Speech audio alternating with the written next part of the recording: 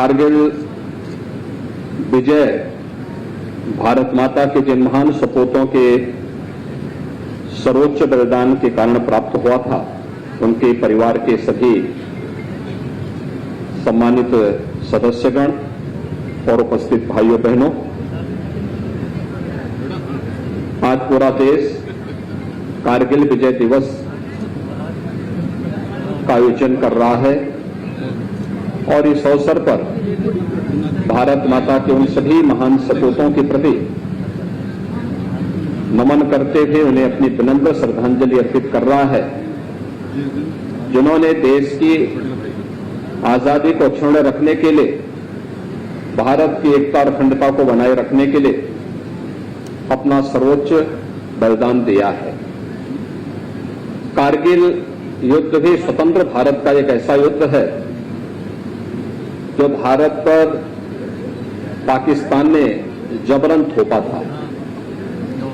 मई 1999 में ये कारगिल युद्ध प्रारंभ होता है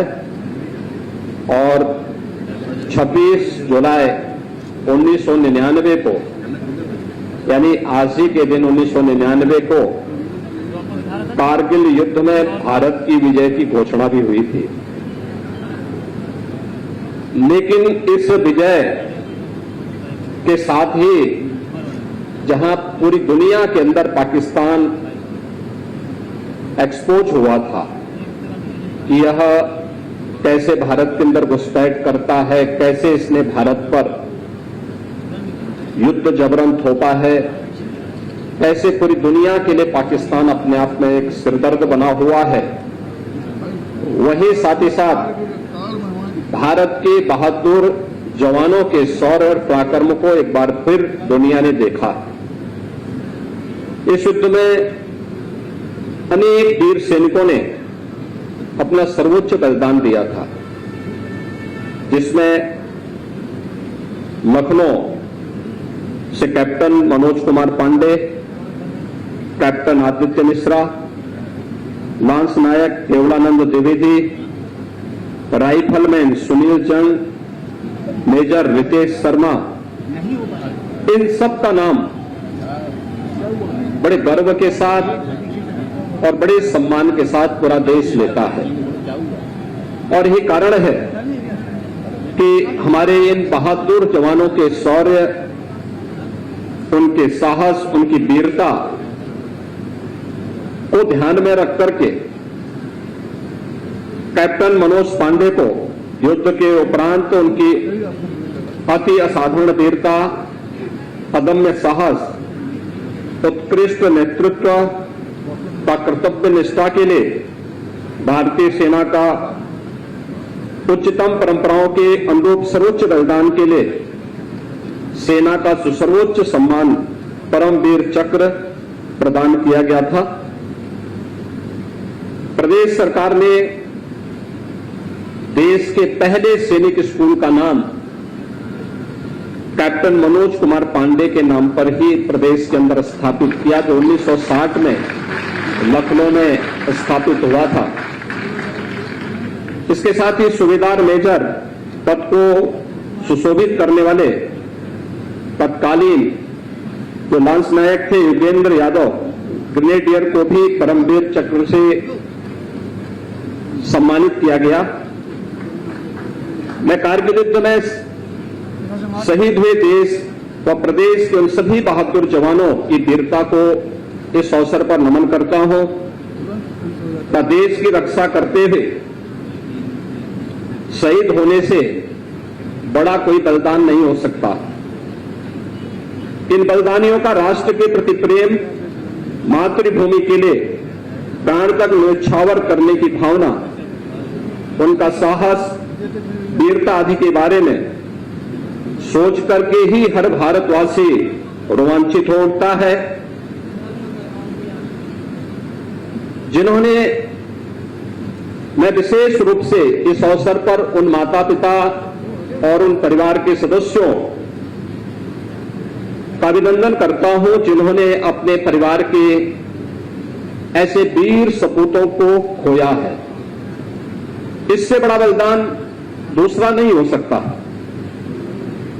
पूरा राष्ट्र उनकी प्रति ऋणी है और इस अवसर पर मैं उन सभी भारत माता के अमर सपूतों के परिवारजनों को इस बात के लिए आश्वस्त करता हूं कि केंद्र और राज्य सरकार सदैव उनके साथ खड़ी है। भाइयों बहनों, आज हम कारगिल विजय दिवस को ऐसे अवसर पर आयोजित कर रहे हैं जब हमें यह वर्ष देश की आजादी के अमृत महोत्सव के साथ जुड़ने का एक अवसर भी प्रदान करता है। आप सब जानते हैं कि 15 अगस्त 2022 देश की आजादी के 75 वर्ष पूर्ण होने का भी एक अवसर है और इस अवसर पर हम सब सौभाग्यशाली हैं कि देश की आजादी के इस अमृत महोत्सव आयोजन के साथ हमें जुड़ने का अवसर प्राप्त होगा। आदरणीय प्रधानमंत्री जी ने एक कार्यक्रम पूरे देश के लिए उपलब्ध कराया है कि हम यह महोत्सव तो मनाएंगे, लेकिन यह महोत्सव हमारे लिए केवल महोत्सव तक सीमित न रहे बल्कि एक संकल्प दिवस भी बन जाए। देश की आजादी के 75 वर्ष आगामी 25 वर्षों की एक बृहद कार्य योजना को लेकर के हमें कार्य करना होगा। ये बृहद कार्य योजना कि हमें भारत को, अपने देश को कहां लेके जाना है, कैसा भारत हम चाहते हैं, आने वाली पीढ़ी को कैसा भारत चाहिए और उस भारत के निर्माण के लिए पूरे भारतवासियों को 135 करोड़ की आबादी को एकजुट होकर के जब हम सब मिलकर के कार्य करेंगे तो उसके परिणाम भी हम सबके सामने आएंगे। और इस देश से 11 से 17 अगस्त के बीच एक विशेष अभियान चल रहा है। यहां पर स्कूली बच्चे भी काफी बड़ी संख्या में उपस्थित हैं। स्कूलों के माध्यम से प्रभात फेरियों का आयोजन, अनेक रचनात्मक कार्यक्रमों को स्कूली स्तर पर, अलग अलग संस्थाओं के स्तर पर, संगठनों के स्तर पर, व्यक्तियों के स्तर पर आयोजित होना है, जिसकी कार्य योजना पहले ही सभी जिला प्रशासन को उपलब्ध कराया जा चुका है। 13 से 15 अगस्त के बीच देश को हर घर तिरंगा के साथ जोड़ना है। भारत के आन मान और शान का प्रतीक, भारत के गौरव और गरिमा का प्रतीक, भारत के शौर्य, भारत की शांति और भारत की प्रगति का प्रतीक भारत के तिरंगे को हर घर पर लहराने की एक व्यापक कार्य योजना भी बनाई गई है। और मुझे लगता है कि हर भारतवासी को चाहिए कि अपने घर पर तिरंगा लगा करके भारत के राष्ट्रीय प्रतीकों के प्रति हम सम्मान का भाव व्यक्त करें। भारत के इन प्रतीकों के प्रति सम्मान का भाव, भारत के महापुरुषों के प्रति सम्मान का भाव हम सबके मन में पैदा करें, जो हमें उन संकीर्णताओं से ऊपर उठने की प्रेरणा प्रदान कर सके, जो हमें जाति, मत, मजहब, क्षेत्र, भाषा या किसी भी उन संकीर्णताओं के दायरे में कैद करके भारत को कमजोर कर रहा है। उन संकीर्णताओं से ऊपर उठ करके हम सबको मिलकर के एक भारत, श्रेष्ठ भारत बनाने की प्रधानमंत्री मोदी जी की परिकल्पनाओं को साकार करने के लिए पूरे भारतवासियों को जुड़ना होगा। और इस अवसर पर मैं चाहूंगा कि 13 से 15 अगस्त के बीच हर घर पर भारत के आन बान और शान का प्रतीक तिरंगा लहराने की कार्रवाई को सभी स्कूल, कॉलेज, संगठन, संस्थाएं और हर भारतवासी और हर उत्तर प्रदेशवासी इस कार्यक्रम के साथ जुड़ेगा तो राष्ट्रीयता की एक नई लहर हर भारतवासी के अंदर पैदा करेगा और उन अमर बलिदानियों के सपने को साकार करने का इससे अच्छा अवसर नहीं होगा, जिन्होंने देश की रक्षा के लिए और भारत की अखंडता के लिए अपना सर्वोच्च बलिदान भारत की सीमाओं की रक्षा करते हुए दिया है। उन महापुरुषों के प्रति, उन अमर शहीदों के प्रति ये हमारी विनम्र श्रद्धांजलि भी होगी। मैं एक बार फिर से कारगिल विजय दिवस के अवसर पर पूरे प्रदेशवासियों को हृदय से बधाई देता हूं।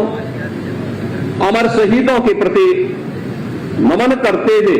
उनके परिजनों को इस बात के लिए आश्वस्त करता हूं कि सरकार उनके साथ में खड़ी है। और मैं नगर निगम को खासतौर पर इस बात के लिए धन्यवाद देता हूं कि प्रतिवर्ष कारगिल विजय दिवस का ये आयोजन यहां पर करके लखनऊ वासियों के मन में और प्रदेशवासियों के मन में